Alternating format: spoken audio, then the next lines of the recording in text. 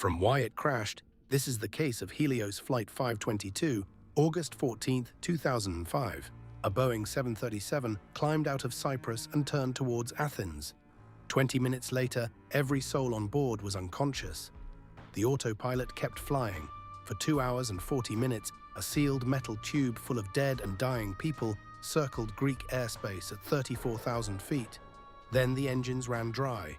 The aircraft fell out of the sky. It started the night before. A Helios engineer ran a routine pressurization leak check on the 737 in Larnaca. To run the test, you move a knob on the overhead panel from auto to man. The check passed. The engineer signed off the aircraft, but he did not return the knob to auto. The next morning, the crew arrived. Captain Hans-Jürgen Merten, First Officer Pampos Karalambaos. The Boeing 737 pre-flight checklist requires the position of that pressurization knob to be verified 3 separate times. The preliminary check, the before-start check, the after-start check. All 3 explicitly say, confirm auto. The investigators later concluded that none of the 3 were performed correctly. Climbing through 14,000 feet, an alarm sounded. It was the cabin altitude warning. It tells you the air inside the cabin has thinned to dangerous levels. But on the 737 of this era, the same horn doubles as the takeoff configuration warning. 1 sound, 2 meanings, distinguishable only by where you are in the flight. The crew thought it was a takeoff warning, which is impossible in flight. They radioed operations on the ground to troubleshoot. They never reached for their oxygen masks. At 34,000 feet, the time of useful consciousness is 15 seconds. The body does not warn you. You simply think more slowly, then not at all.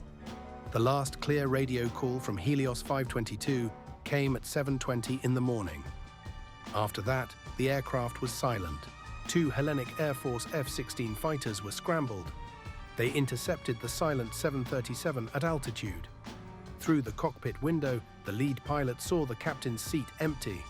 The first officer slumped over the controls, oxygen masks dangling, and one figure moving, a flight attendant named Andreas Prodromou. He held a commercial pilot license and had reached the cockpit using a portable oxygen bottle. He attempted to make a radio call. He did not have the training to fly the aircraft. By the time he reached the seat, the engines were already running out of fuel. At 9:03, the left engine flamed out. 18 minutes later, the right engine quit. The 737 began descending. It struck a hillside near the village of Grammatico, north of Athens. All 121 souls on board died. The autopilot had flown them dead for 2 hours and 40 minutes. Investigators identified 4 threads, a pre-flight checklist that was rushed 3 times in a row, an alarm design where one horn meant 2 different things, crew confusion induced by the very hypoxia they failed to recognize, and a ground operations team that spent 35 minutes troubleshooting the wrong problem with the wrong question. None of these alone would have killed the flight. All 4 together in the same morning did. After Helios 522, regulators required the cabin altitude horn to sound different from the takeoff configuration horn. Hypoxia recognition became a standardized training subject for every commercial pilot. The airline lost its certificate and never flew again. If you fly a Boeing 737 today, the warning sounds in the cockpit are not the same as they were in 2005. That difference was paid for by 121 people who flew on autopilot for 2 hours and 40 minutes after they had already died. From why it crashed, this has been case number 2.